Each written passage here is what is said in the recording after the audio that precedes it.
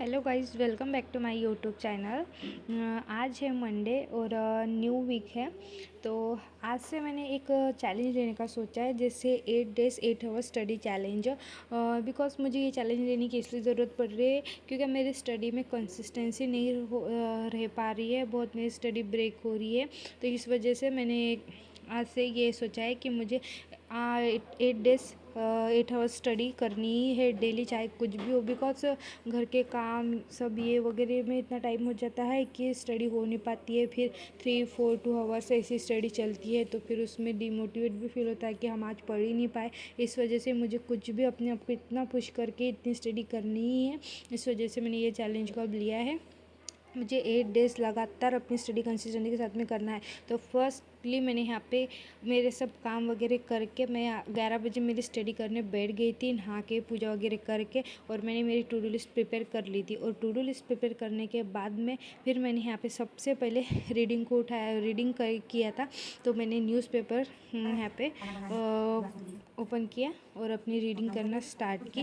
तो यहाँ पे मैंने रीडिंग, वैसे तो मैं 40 मिनट लिखती हूँ, तो मोस्टली वो हो जाता है उतना, 47 मिनट हो जाता है। और मैंने कुछ ओकैब भी इसके अंदर से खुद से नोट कर लिए थे, जो जो मुझे समझ में नहीं आए थे। बाद में फिर मैं उसे गूगल से सर्च करके फिर मैं लिख लेती हूँ। फिर उसके बाद में मैंने ओकैब का रिवीजन किया, ताकि ओकैब का जो भी पार्ट है वो स्ट्रॉन्ग बन सके। और अभी मैं एडिटोरियल की क्लास ले रही नहीं हूँ उस हिसाब से, इस वजह से मुझे खुद से भी ओकैब की टाइम देना बहुत ज़रूरी है।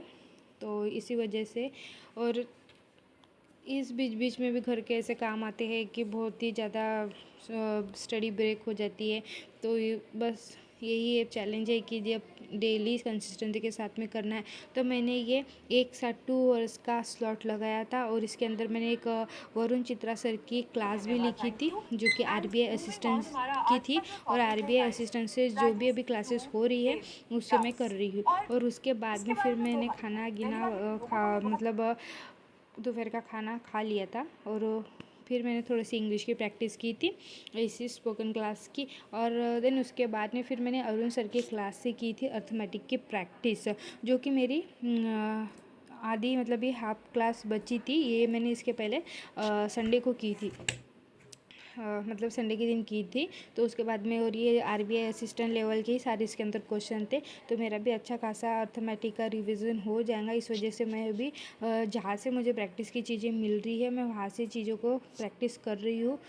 बिकॉज हम खुद से अगर पीडीएफ खोलते हैं, अगर हम लाइन, मतलब जैसे 1 से 5 तक हम क्वेश्चन करते हैं, या फिर 6 या 7 नंबर का क्वेश्चन मेरे से बनता नहीं है, तो मैं तो छोड़ देती हूँ। वो मेरे से हो नहीं पाता है तो सच में मैं छोड़ देती हूँ गाइस। इस वजह से फिर मैंने ये क्लास भी उठा रही हूँ कि ताकि मेरी मिक्स क्वेश्चन की प्रैक्टिस होती जाए। तो बस फिर यहाँ पे मैंने ये अरुण सर की क्लास ली और इसे प्रैक्टिस की। और मैंने इसको उस दिन पूरा, मतलब मंडे को कंप्लीट किया। बहुत मुश्किल से, मतलब घर बैठ के जो भी बच्चे स्टडी करते हैं जैसे मैं, तो उनके लिए बहुत मुश्किल होता है घर से प्रिपेयर करना।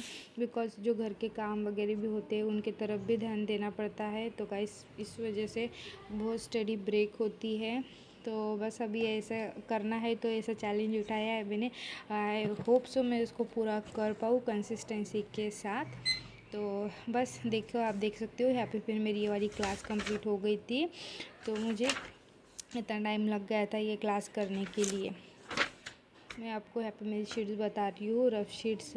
फिर ये वाली मेरी क्लास हो गई थी, यहाँ पे 4 आवर्स कंप्लीट हो चले थे। फिर हो गई थी शाम, और फिर मुझे करने थे शाम के थोड़े काम भी। तो फिर मैंने यहाँ पे काम वगैरह करके, और फिर मैं फिर से आ गई थी मेरी स्टडी करने के लिए। बिकॉज मुझे जैसे जैसे टाइम मिलते जा रहा था, मैं वैसे वैसे स्टडी करने बैठ जा रही थी। तो यहाँ पे फिर मैंने इंग्लिश का सेक्शनल मॉक लगा लिया था, और सेक्शनल मॉक लगा के मैंने उसका एनालिसिस भी कर लिया था। तो मुझे इतना टाइम लगा था वहाँ पे, क्योंकि यहाँ पे और यहाँ पे बज रहे थे शाम 8 बज गए थे यहाँ।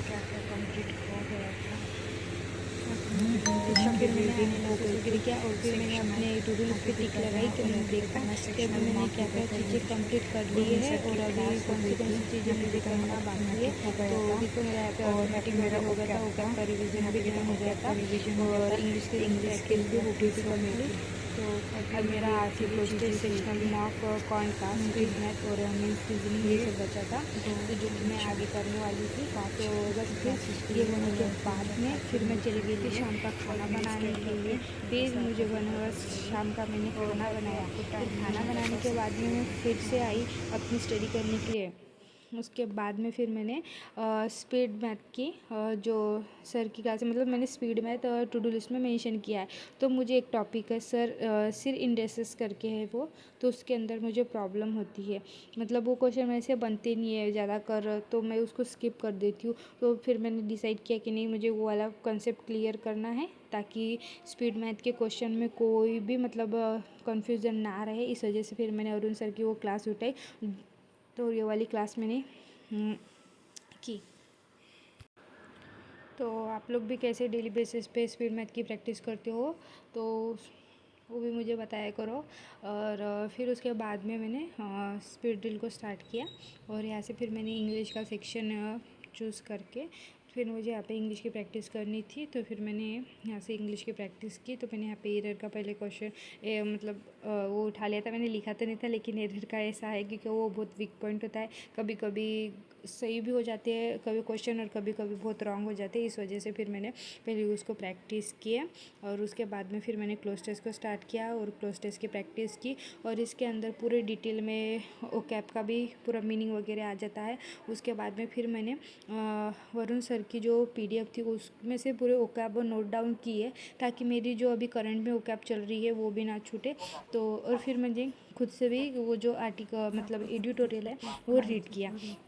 तो मुझे खुद से समझ में नहीं आ रहा था, तो फिर मैंने सोचा कि थोड़ा मैं सर का क्लास देख लूँ करके।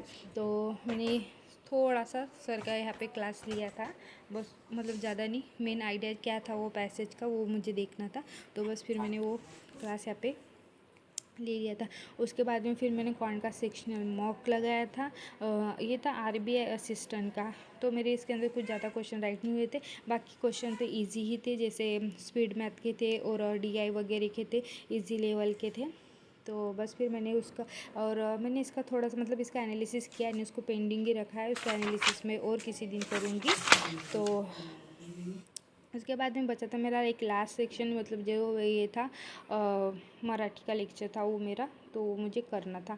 तो बस फिर मैंने वहाँ पे वो मराठी का लेक्चर उसको कंप्लीट कर लिया। तो देन फिर मेरी स्टडी कंप्लीट हो गई थी। और मेरा तभी एक चीज़ यहाँ पे मेरा रह गया था, और तो रीजनिंग का सेक्शन था, मतलब रीजनिंग का टॉपिक था मेंस लेवल का, वो यहाँ पे कंप्लीट होना रह गया था। तो जो जो मेरी चीज़ें हो गई थी वहाँ मैंने टिक लगा लिया था गाइस बस। और मेंस रीजनिंग तो ठीक है, मैं यहाँ पे नेक्स्ट डे मेंस रीजनिंग को ऐड कर लूँगी। और तो ठीक है गाइस, फिर मैंने यहाँ पे मेरे स्टडी आवर्स लिख लिए थे। और मतलब काफ़ी लेट मेरी स्टडी स्टार्ट हुई थी काम की वजह से। मैं कोशिश करूँगी कि मेरी स्टडी जल्द से मतलब जल्दी स्टार्ट हो, ताकि मेरा टारगेट जल्दी कंप्लीट हो। तो ठीक है गाइस, अगर आपको व्लॉग अच्छा लगा हो तो प्लीज़ लाइक कीजिए और कमेंट कीजिए। बाकी सब्सक्राइब करने तो नहीं भूलूँगी, जो रियल एस्पिरेंट्स है वो तो बिल्कुल सब्सक्राइब करेंगे। बाकी ठीक है guys, best of luck and thank you so much.